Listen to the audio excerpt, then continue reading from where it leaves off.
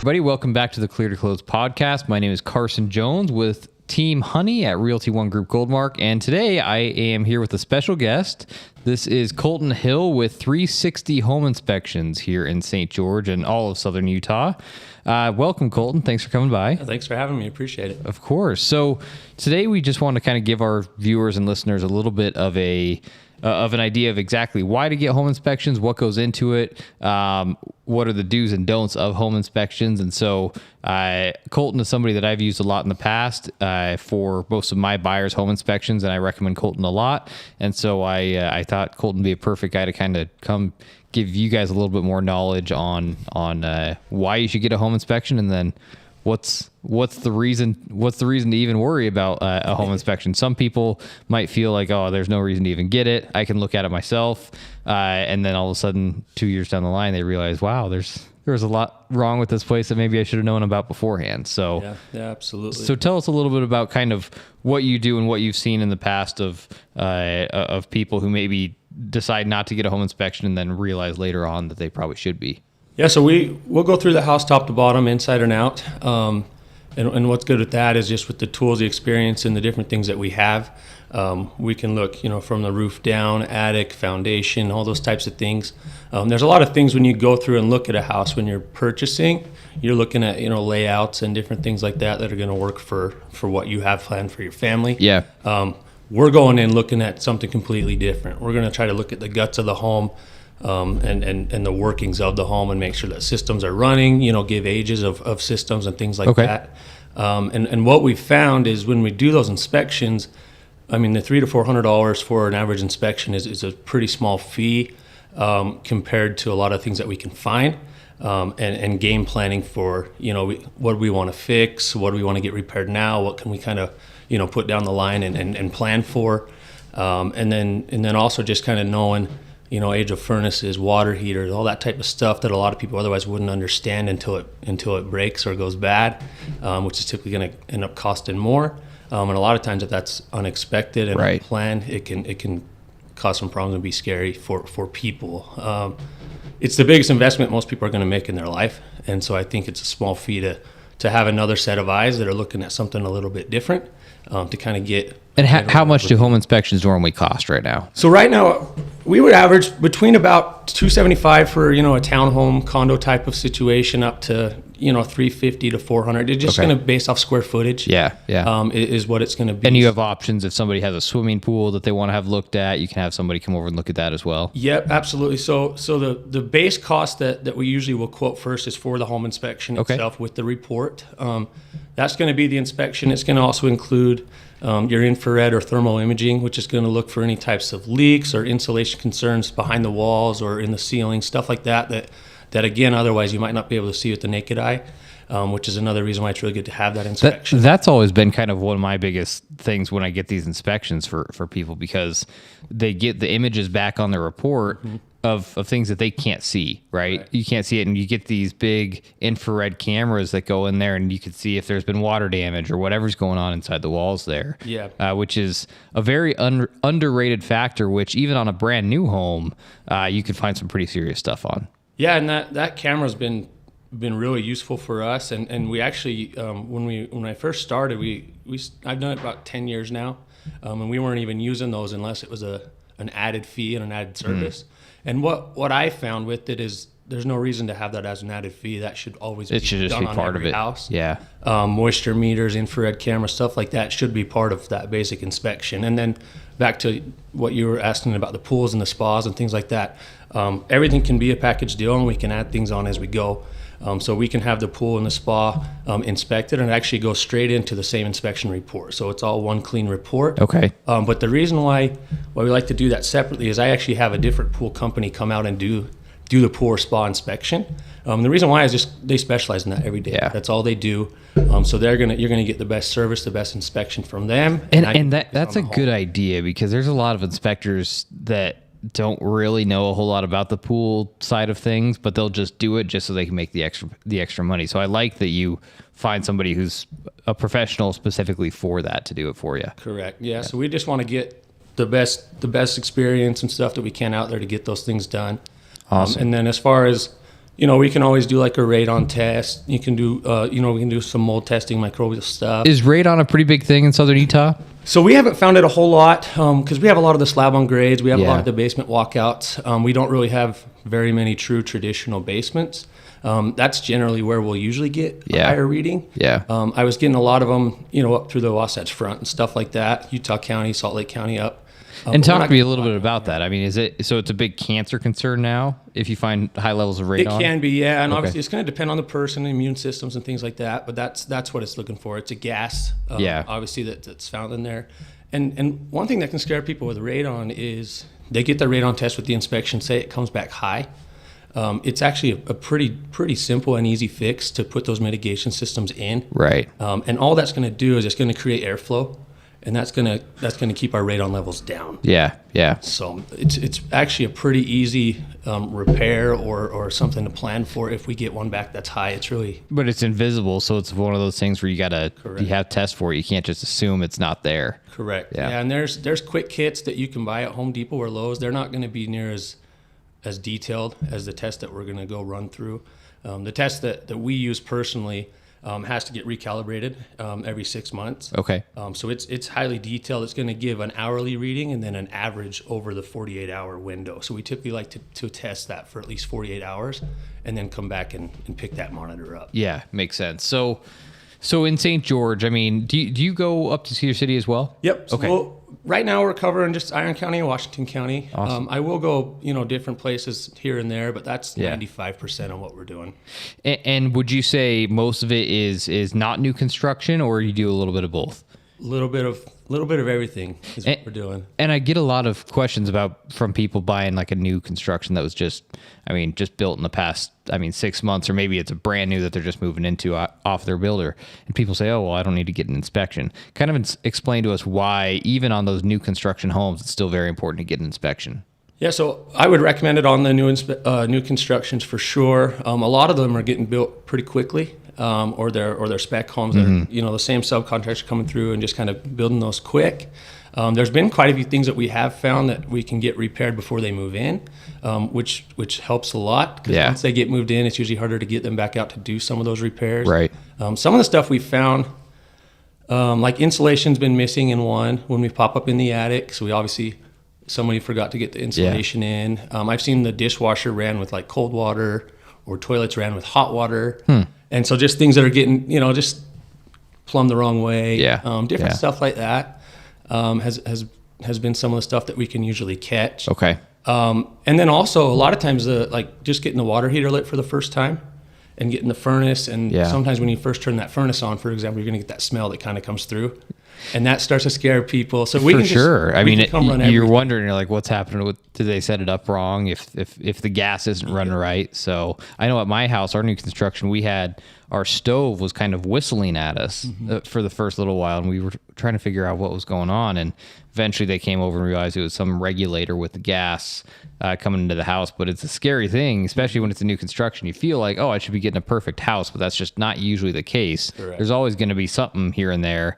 And one thing that I have seen is I have seen a lot of builders who they just have their own inspector that they send over and they call that good. And would you still recommend having a third party come in and check it out rather than just the builder's inspector? Absolutely, I would. Yeah. And part of that too, it's not to undermine anything with their inspection process or how they're building the homes, but that third party helps because we can explain, for example, for concrete or with drywall, some of that stuff's not going to cure perfectly. You might Yeah. get some cracks and stuff, come the first few years of the home being built. And so if we can explain that to them as well, that also helps because then they know that it's also from a third party, but the house isn't always going to cure Yeah. perfectly. No And so kidding. it gives a reality to it, but then it's also a nice detailed thorough inspection that we can make sure that everything's working how it should.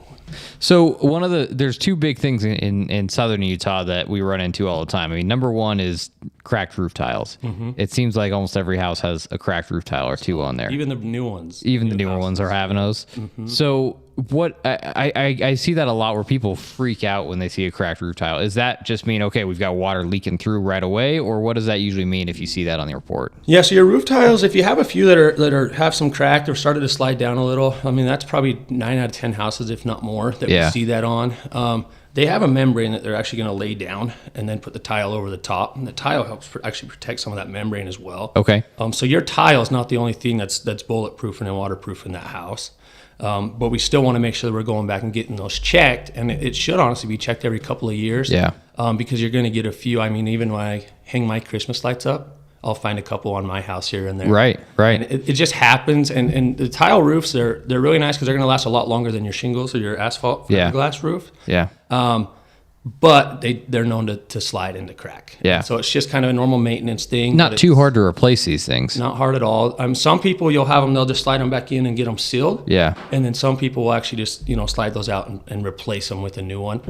Sometimes you get discolorization. Yeah, the colors can be a little bit off, but yeah. And it's if you're selling a house and you have the tile roof and you have an extra stack of tiles, it's best just to leave them there, obviously, so we can use of course to get replaced. Very cool. So, and then the other one is the concrete, because I know a lot of contractors here in town, they'll say in this area, there's two different types of concrete. There's concrete that's cracked and concrete that just hasn't cracked yet. And what have you seen in terms of driveways, sidewalks, even foundation concrete here in St. George? I mean, is it something that's just constantly you're seeing cracks? And then how can you really tell a difference between a serious crack and something that's just cosmetic, essentially?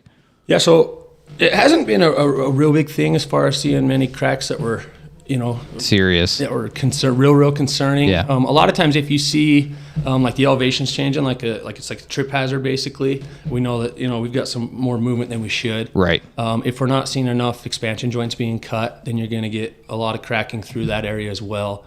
And then a lot of the other things that we'll see with the concrete is with your condensate drain lines from the AC and furnace units. Okay. Where that kind of discharges out onto like a sidewalk or a driveway, it'll start to spall. Yeah, and kind of just look like it's eroding away a little bit. So those are a few things to keep an eye on there. Or downspouts that aren't extended as well can kind of cause that spalling as well. Okay. But a few things to just keep an eye on. But a lot of it's if we're getting the level change and stuff like that, or we're getting, half-inch gaps. And that's the thing. I mean, I can't tell you how many times I've brought in some home buyers over to a house and they just see a little hairline crack going through part of the driveway sidewalk. And right away they point that out and say, oh, this is crack, and they have foundation issues. I said, well, maybe not. I mean, a lot of the time it's going to crack. You could have this replaced and it'll probably still crack. Right. But that's kind of a common misconception is the difference. And I've seen it as well when you do have a gap and it could be a tripping hazard, and then okay, maybe this is a little bit more significant than just the concrete settling a little bit. So settling, do you see big settling issues here in St. George still, or is that usually still within the first couple of years? It hasn't been very often. Usually your new homes, for example, or any home for that matter, they're usually that settling is going to occur the first 3 to 4 years. Yeah. Your slabs, your driveways, your sidewalks, those are all poured separate from the foundation, obviously. So they're going to be two separate things, the way they settle. And then even just on stucco or drywall, you're going to get some of those the first few years of the home being built as well. And so you can patch them as you see them pop up, or you can kind of wait to let the home kind of, settle in and then repair things as we go there. Another thing that we'll kind of see cracking in that I get a lot of questions on is across the garages. So you'll get a crack across the whole ceiling. I have seen that in almost all the houses if they don't cut the little expansion joint across there. And the expansion joint basically just acts the same way that the concrete one would, but on the ceiling in the garage. And can that be dangerous in a way if they? Yeah, so it can definitely get dangerous in a way. The wider that those get, obviously anything that gets wide as far as our cracking, we're gonna have some big concerns with. But a lot of times, 9 out of 10, it's gonna be just hairline crack across there. But it goes all the way across.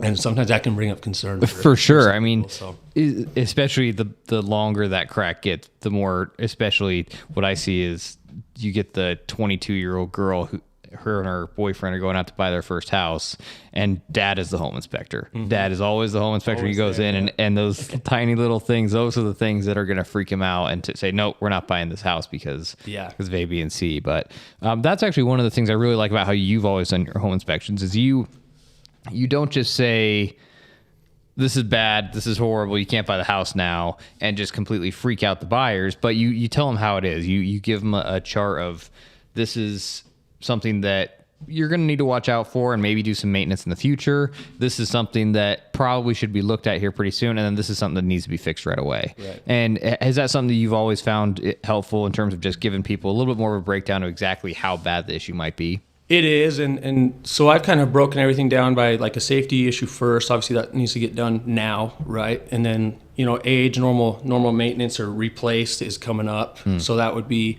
for example, your safety would be a red item. Our orange items would be, the furnace and AC, or for example, might be working, but it might be from 1995, and so we know that it might not last a whole lot longer. It could go 5 more years. It could go 5 more weeks. Yeah. And then a lot of the stuff on that report, 70-80% of it a lot of the times is what I put as a blue item. And basically it's like, if you have a hairline crack in the garage or things like that, it's things you want to keep an eye on. You can kind of, touch up paint here or there, or, hardware on a door. Right. That's going to be the bulk of the reports. And we'll still have all that in my reports, but we're not going to try to, bring a whole big laundry list and scare them when they get to the walkthrough. And you usually have a breakdown at the end as well, Correct. right? Yeah. Yeah, And most of the time you'll usually meet with them for 15, 20 minutes. When you're done with your inspection, you'll meet with the buyers or their agent as well. Yeah, so usually about the last 30 minutes. So I like to get through the whole house, get everything done and get it out of the way. And that way I'm prepared for when they get there as well. So you're saying you don't like it when the buyer is just following you around the whole time? They get a better inspection if we can have time Yeah. to get through that whole thing and just kind of Yep. do our normal checklist. Because I try to do every inspection with the same routine. And the reason why we do that is so that we can make sure everything's the same way and we're not just wandering in this room. And, Yeah. it just makes it better. And that way when they get there, they already have a bunch of questions going on. We can kind of slow down. We can walk back through the house in the same way that I did the inspection. And we can show them where shutoffs are. We can go room by room and bring up, the bigger items. And it just kind of puts their mind a little bit more at ease and kind of has a good flow to it. And that way when they get their report, I'll send the report later that day. Okay. And they they already know the big items on there. And I mentioned to them, we're not going to cover every single item at the walkthrough, but we're going to hit all the main stuff and we're going to answer all the questions that you have every time. So, and that's the biggest thing is, there's always going to be questions, and certain people have bigger concerns than others. Sometimes they may have had a house they lived in 10 years ago that had a very specific problem. Right. And they have a lot of questions about that very specific thing. And so that's a nice thing, is that going to that last 30 minutes, you can actually go and ask specific questions if you need. But I found the same thing. I've done a couple inspections where the buyers, they want to be there. Sometimes even the sellers, they want to be right there for it. And I really have always thought, it's like, okay, let's let the inspector get this done. Right. That way, any questions we have, he can walk us through the house and show you exactly what you're gonna need to do, and what's just things that you might need to know for the future as you own the home. Yeah. And if they want to come the whole time, they're always more than welcome. But we just found that's been a little bit smoother route. Yeah. Kind of do it that way. And Yep. And the other thing with that too is with that walkthrough portion is a lot of times when the clients get there, like you said, if they've had an issue with the previous home or something big that they've experienced, I usually try to ask them what their specific questions are up front. Because if I don't, and I'm showing them around everywhere and they're just kind of waiting to bring that up, and Right. it's kind of just in the back of their mind and they're not really getting everything else. So if we can kind of I can find out what those concerns are, we can address those first. Right. And then right. they can still focus on, everything else also. So Which helped. how far out are you on inspections usually? Is it something that, hey, I need an inspection next week, or are you a few weeks out normally, or does it just depend on the time of year? It depends on the time of year. Typically, I'm only about 3 business days out, 2 Okay. to 3 even. Yeah. I usually I need about 2 hours at the house on average, and then the half-hour walkthrough as well. And then the report stuff, I can get back home and write. So I can do 2 to 3 inspections. I usually will do 2 per day, but usually about 2 to 3 business days out, and reports always sent same day. So you send the reports out the exact same day as the inspection? Always the same day, yep. And see, that's another really good thing, because I've seen at times where, say, somebody does an inspection on a Friday or Saturday, and then you don't get the report until Monday. With you, it's always been, if you have an inspection at 4 p.m., you're still going to get that inspection report that same evening, which is great, because that means you're going home and you're still working. Yeah. I know it'd be really easy for you to just go do your inspections and pile them up, and then you probably have 8 hours of busy work at home to do so that you can get the reports done. But I have always liked that about working with you, is that I know I'm going to get it quick. Yeah, and what's helped me with that is I've hand built the template. Yeah. So everything that I've seen in the past, I now already have a note in there. So now I just can match it, take the picture, and then I can make little adjustments to it to reword it for that specific one. But a lot of the meat of the report's already in there. And then well, as I in see St. George, stuff, I add there's it. not a whole lot of differences in a lot of these houses here in town. I mean, of course, sometimes you get a humongous house that's completely customized, but I mean, you look at like Entz Builders, Salisbury, Sullivan. A lot of those houses are Similar. They're very similar. So interesting. Well, so of course, if you guys are currently getting ready to buy a house, or maybe if you're already under contract and have been thinking about getting an inspection and thinking maybe I don't need an inspection, I would highly recommend calling Colton. His number is at the bottom of the screen. It's 435-375-8257 with 360 home inspections.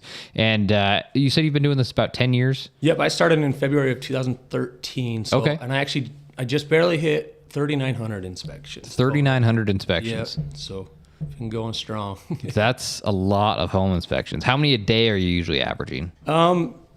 2 is about the average. Okay. Sometimes I'll do 3, just Yeah. depending on the size and the age and stuff like that. Does it also depend on time of year, just with daylight? It does, Can absolutely. you do a lot of the stuff at dark? No, I don't like to do anything at dark. Okay. As far as at the house, I mean, I'll do computer work and stuff, obviously, but I don't like to have any limited visibility or anything Yeah. like that. It just, the more we can help ourselves, we should. So here's a funny question that I get a lot when people move to St. George, and I feel like you're going to know more about this than anybody else. So, and feel free to be as honest as you possibly can on this.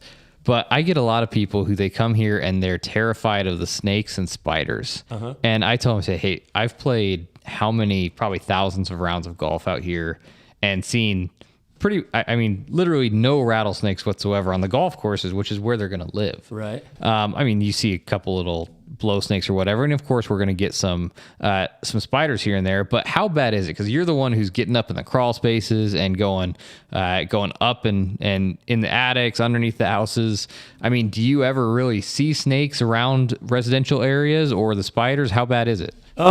Snakes wise, I haven't really seen much. Okay. I've seen like some snake skins maybe once or twice in the crawl space, Yeah, but nothing that's been real. usually underneath the house somewhere. Correct. There was a kind of a funny story going back. So I did one over in Hurricane. It was in like an HOA area manufactured home. And I got underneath, I do the crawl space at the very end after we can run the water and everything. So I crawl underneath there and I'm crawling back through. And there was a boa constrictor that had got out from one of the neighbors and had been gone for like 2 weeks. And he was just living under Curled there. up in the crawl space. And the neighbor was across the street, not the neighbor that owned it, but Was she out there calling for her boa constrictor, yelling its name? Well, I'm trying to get out of that crawl space as quick as I could because it scared me so bad. No kidding. And she looks over and she's like wondering what in the world is going on. I finally told her, and that's when she told me that, the neighbor's looking for that. But that was my snake experience, but it was from a So pet did the neighbor snake. go down underneath and get it? I guess so. I was out of there. You weren't going to go down and grab the I'm snake like, no, for her? I'm not a snake guy, but thank goodness I don't see them very often, so it's not too bad. But. So my funny snake story here in St. George is I had a lady and she was very scared of snakes. And she wasn't from here. And I remember that while we were at the house looking, because we had seen a few different houses, but while we were at that specific house, I see in the backyard, and it was just like a gopher snake type thing. But I'm sitting in the living room. The windows are facing this backyard, and the backyard goes up this hill, and I see a gopher snake. And this is the one lady who I've never seen so scared of snakes. And she's not looking, right? She's turning the other way, and I'm looking, pretty much talking face to face to her, and behind her is this window, and I see this gopher snake plain as day just go straight up the side of the hill. It's like, oh no, please don't turn around. Please don't turn around. She didn't end up buying that house, and it wasn't because of the snake, but I never told her there's a snake behind you because I knew that could have been bad. But that was my one snake experience, is like the one person who was that scared of them. Of course, it had to be right there. It was the one time I saw. I said, oh no, this lady's gonna don't turn Don't around. see it. Yeah, don't She see won't it. even move here now. So But yeah, I mean, it's kind of a funny fear. I mean, I know a lot of people, if they move to Florida, everybody's worried, oh, they have alligators, and they especially might have snakes there that get in. But St. George, I mean, it's so developed now that, I mean, unless you're really out in the far borders, and I've even seen up in like New Harmony area, I see a lot more snakes up there, even though it's a lot cooler climate. Yeah, I do too. It's much more of the everything's a little bit more spread out, kind of more farmland type stuff, and so that's a little bit more where you're going to get it. Even though it's here, it's a little bit hotter, Right. And a little bit more of that desert feel. When it's this developed, I mean, they're gonna spread out. They're gonna go away from all They these. don't want to really be around it as much as we don't want them around. So. Yeah. Yeah, that's funny. That is, I mean, I've always been much more afraid of spiders than snakes, but I've always thinking sometimes I see you guys going into the crawl space. It's like, I wouldn't go in there, but that's why we hire you, is you guys take care of all that. So Yeah, and it's important to have someone that will go down underneath there. And again, Yeah. that's why you don't want to bypass inspections on Yep. that, because you want to check all the plumbing, you want to check the drains. I mean, there's a lot of stuff you'll find under there that the seller doesn't even know about, Right. because nobody goes down there. Or there could be, wiring that's loose that, could be of concern for electrical hazard and stuff. So yeah. and that's also why, back to kind of that routine of how we do it. Whenever I know that the house has the crawl space, I just go down there at the end, and we just want to make sure we can run everything we can. Right. And that way, after I've already checked the bathrooms, I've already checked the kitchen. I know that none of the sinks or anything are leaking, so I can actually leave those on while I go underneath. Yeah. And that way it helps a lot, because you can see the drips a lot easier. You can see if there's anything going on. You're gonna see it while you're under there. So when I lived in the Bay Area for a few years, termites were a very big deal. A lot more moisture out there, and you would see these houses covered in the big, colorful tent. Parachute look. Yep, and you're like, what's going on? But it was just they had a termite problem. They had to do that. So what is it like in St. George? Do we is that still an issue that could arise, or people should not worry about it in Southern Utah? No, it definitely can be around, and I've seen and found some that have. And a lot of the times, for example, like there's usually some telltale signs we can kind of see if there's moisture or wood that's in contact with the dirt outside, siding, stuff like that. All that stuff's going to be more conducive to maybe having the potential to have those. Okay. I have a couple little probes and things, and we do look for signs of the termites as we do the inspections, obviously. Can you see them at all?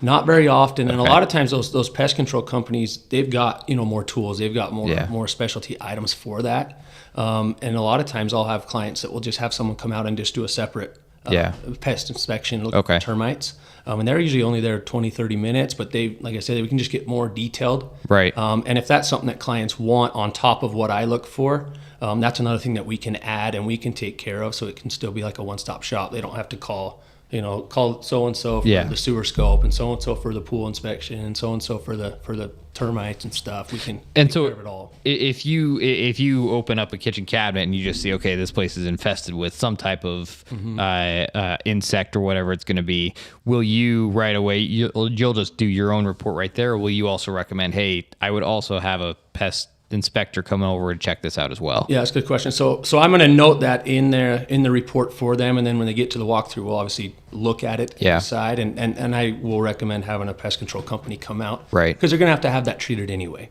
Yeah. So they can come out and they can get that taken care of.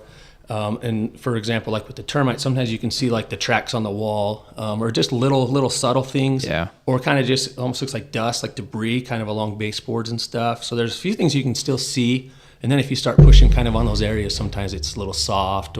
And does moisture have anything to do with it? Have you seen? It absolutely can. Yeah. Okay. Yep. And so whenever we have that, any type of inkling there, a lot of times that wall's going to end up needing to get cut anyway. So it's just because we can't see everything, we know that there's area of concern there, right? And we're going to want to cut into that. Interesting. Well, thanks so much for coming on the show. Absolutely. Anything else inspection wise that you wanted to mention or kind of recommend to people when they're thinking maybe I should get a home inspection or maybe I shouldn't? I think one thing that would really help, and it would help the sellers more than anything in the whole transaction, is making sure things are getting serviced. Furnaces and water heaters, all that stuff is obviously big items for home buyers. A lot of times, if you can have service records of those, it's going to put their mind at ease a lot. Right. Get rid of a lot of things that otherwise could be problematic and cause bumps in the road for the transaction itself. So just making sure things are serviced, making sure things are accessible for the inspector to get to. Attic access, crawl space, stuff like that. A lot of times that stuff's blocked, or like the electrical panel's covered or blocked. I can't get to it. We can't move personal items. So it just makes it a lot easier for everyone, so we don't have to reschedule. Come back and look at the attic or the electrical panel. So just kind of keeping up on all that type of stuff so everything can go smoothly. Have you had sellers who specifically don't want you to go into certain areas of a house? I have. Yeah, it's not very often. Okay. There's been a couple times, and then we just have to note that and let the the buyer know. There could be something that isn't getting disclosed here because they won't let you see it. Yep, and again, it's their home, so our hands, are tied. Right.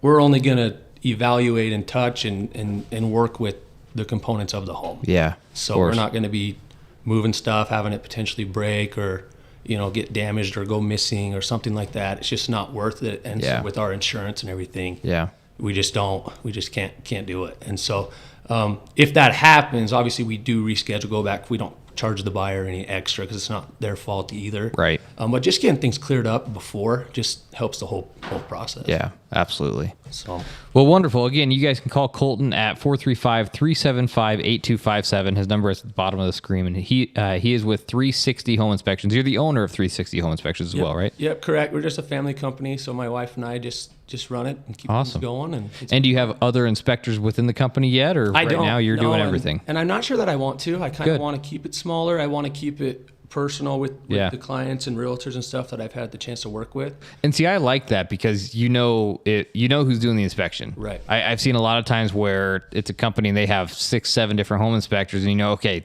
2 of them are really good, but the others are just, you don't know what you're going to get. Yeah. With you, it's like, hey, you're going to get Colton. Colton's your guy. He's your guy. And so you could book straight through him. Do you book just straight over the phone, or do they go to their website? So we can do it multiple ways. So you could just call or text. That's a cell phone number. So either one works there. You can also email me. I do have the website as well. It's 360inspectutah.com. Okay. And you can actually book online as well. So even if you have to get something scheduled on a Saturday or Sunday and I'm not able to get back to you right away, you can actually go straight to the website and you can just put the information in and we can plug it right in. Awesome. Well, and I love that you can do it quickly. I mean, I love that you can book on a Monday and you're probably going to be in there definitely before the end of the week, if not even by Wednesday or Thursday. You'll be in there and getting things done. So absolutely, that's very cool. I'll put all of his information in the description below. Whether you're watching this on YouTube or Spotify, Apple, wherever you're at, leave us a comment of what questions you might have for Colton. And if you have other questions, we'll make sure to get Colton on there and have him reach out to you as well so that he can answer any specific questions, because I know a lot of times you're going to get people who maybe have had a really bad experience in the past, and sometimes you might get an inspection and you feel like that inspector was just trying to get it done, get it out of there quick. It's okay to get that second opinion, and sometimes even more than that. So feel free, even if you're just concerned about a couple things, call Colton, have him come over and check out whatever you need to have checked out. And I wouldn't tell you to just get a home inspection only when you're buying a house. I mean, if you've lived in there for 10, 15 years, I mean, I would say, how often would you recommend getting an inspection if you're living in your home? Probably about that. About every 10 to 15 years, just to see what's going on. Right, because there's a lot of stuff that you're just never going to look at. You just, you live in what you live in. You're not looking at the other components. And look at it this way. I mean, that's not a very big expense to have a home inspection compared to what could happen. I mean, that home inspector might just find something out that say, hey, if we don't get this fixed, you could easily be, I mean, $6,000-$7,000 or more in the hole real quick, but because we got this fixed, it's only going to be a $300 repair for you. Yeah, and like age-wise as well, one thing that I'd recommend having done is the homes that are 20, 25 years old or more, or if they have big trees and stuff in the front yard, getting the sewer scope done as well. Okay. Because you don't know it's a problem until it's a big problem. And a tree root suddenly intrudes onto the it causes that separation or blockage to that drain line. So you're seeing that especially on the older homes. I am, and I mean that can add up really, really quickly. So that's something that we will usually try to discuss. You're gonna have to destroy the yard to just get in there and fix it. Correct. Yeah. Yep. Interesting. So that's one thing I would do. Another thing we've done quite a bit of recently is with the new constructions, even though they haven't got the inspection up front, I'm getting a lot of phone calls around the 10-month mark after they live there. Okay. Before the warranty goes out. Yeah. To come, just make sure everything's still going as it should, or and kind of getting that third party report as well. Yeah. So if there's anything they can try to get covered before that warranty's out, sometimes that can help with that as well. Well, very cool. Thanks so much for joining us, Colton. We've always been talking. We got the appraiser in here a few weeks ago, and we said we need a home inspector. And I knew you were the guy I use. I've been working a lot more on listings, but I know with Team Honey, we've been using Colton for most of our stuff whenever it's needed. And honestly, anytime you're buying a house, and sometimes even before you even sell your home, it's good to have that home inspection. I even feel for a lot of sellers, get that home inspection first and just put that within the documents of your listing. That way people can see, hey, these people are actually disclosing everything right off at the start. Now, if you're buying a home that already has that home inspection, you can still get a home inspection for yourself. But just because you're not a buyer, if you're a seller, it might still be good to have that home inspection ready. Also, so you can note on there, say, okay, this we had 3 broken roof tiles. Here's a note, we've already fixed these for you now. And people can see, wow, these people have already gone through and done everything they needed to do on this home inspection to get it done. So give Colton a call, get on his website. All his information is in the description below. But thanks so much for watching, and we will see you guys next time. Thanks, Awesome. Colton. Thank you. Appreciate it.